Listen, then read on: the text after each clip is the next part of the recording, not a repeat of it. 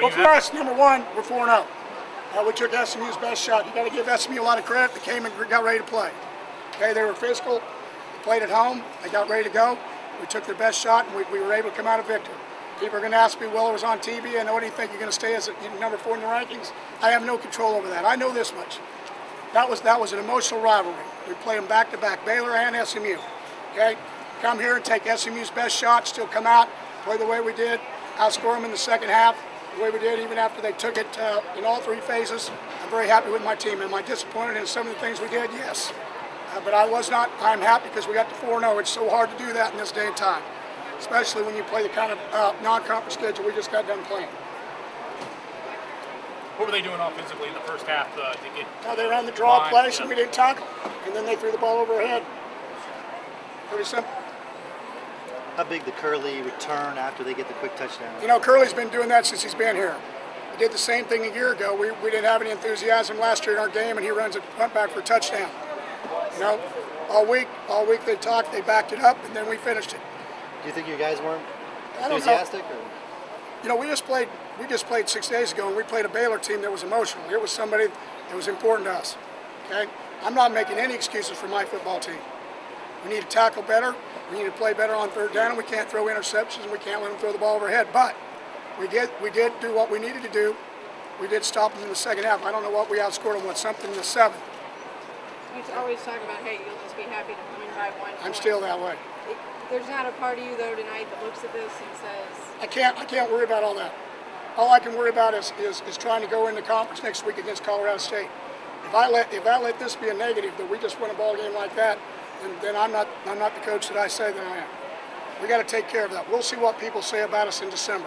You mentioned the tackling. Is that your main issue with the defense? No, we did a poor job. We prepared for the draw and the screen. We did not. We stopped the screen and we didn't stop the draw very well. Obviously Andy's been really good for y'all. What is it about some of these nights though where he just tends to get these cases? I don't know, but he needs to stop. You talking about the way Wayman James played for you? Well, yeah. I mean, you know, we lost Ed Wesley to a concussion, and then you got Wayman James. It's, you know, every year I talk about when guys have to come in and play, backup guys, that's how you win championships. Wayman James came in and did that tonight. We played a lot of number 2s in this ball game. What'd you tell the team at halftime? Yeah, I told them we got to go out and take a ball game. They were walking in with their heads down because it was 14-10. I said, you're ahead.